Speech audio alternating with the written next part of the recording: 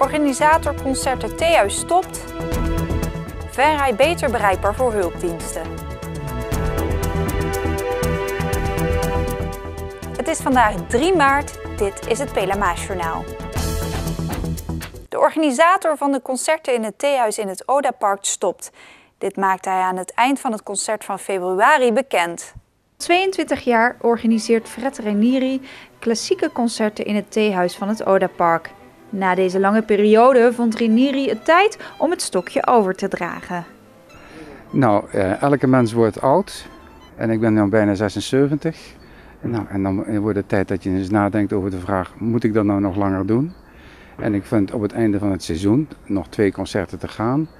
Na 22 jaar vind ik het eigenlijk wel een mooi moment om ermee te stoppen. Dus u heeft het 22 jaar lang gedaan. Ja. Hoe bent u ooit begonnen? Het begon eigenlijk in de Schouwburg. Toen Romain Catoir nog daar directeur was en die organiseerde koffieconcerten. Die waren toentertijd vanuit Amsterdam, zo zeg maar alle regio's ingewaaid. En toen ben ik daar een paar keer gaan luisteren en ik dacht, dat is mooi. En op een zeker moment stopte Romain Catoir met die activiteit, waarop ik dacht, ja eigenlijk moet dit doorgaan. Dit moet gewoon doorgaan. En daarom ging de organisator in gesprek met het Nederlands impresariaat over zijn idee. Zij waren enthousiast. Zo is Ranieri begonnen in het Odapark. Ieder jaar stelde de organisator een programma op met bijzondere en hoge kwaliteit kamermuziek.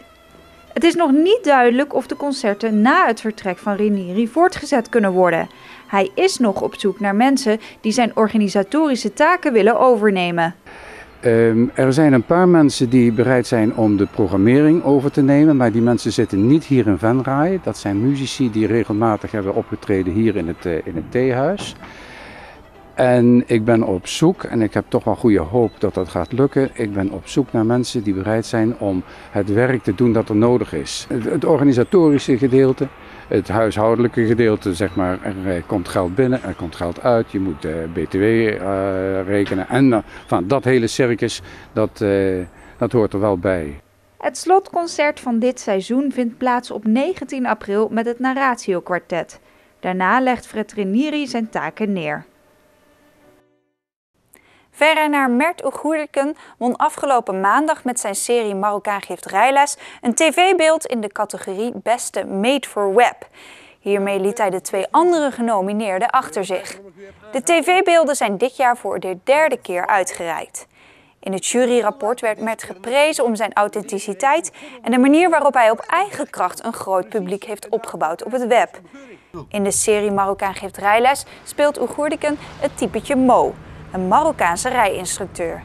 Inmiddels zijn er 2 seizoenen van de serie gemaakt. De webserie is razend populair onder jongeren met gemiddeld 1 miljoen views per aflevering. Dus jij wil dat ik jou ga aanrijden? Precies. Met mijn auto? Precies. Babe, zie iets in je hoofd. Nee, luister, brother. Appie heeft helemaal nagedacht, luister. De gemeente Venray trekt geld uit voor het opzetten van een uniform systeem voor de toegang van hulpdiensten tot het centrum. Het systeem moet ervoor zorgen dat bij calamiteiten in alle gemeenten in Noord- en Midden-Limburg de centrumafsluitingen op dezelfde manier voor de hulpdiensten opengaan. Het geld om het centrum beter toegankelijk te maken is afkomstig van de zogeheten BDU-subsidie. BDU staat voor Bijzondere Doel Uitkering. Venray heeft vorig jaar €156.000 ontvangen uit deze pot en verwacht nog eens extra €30.000. Het toegangssysteem voor de hulpdiensten is een van de 3 projecten die de gemeente Venray betaalt uit de BDU-subsidie. Tot zover dit Pelamaasjournaal. Deze uitzending wordt herhaald tot en met woensdag 6 uur 's avonds. Donderdag is er weer een nieuwsjournaal.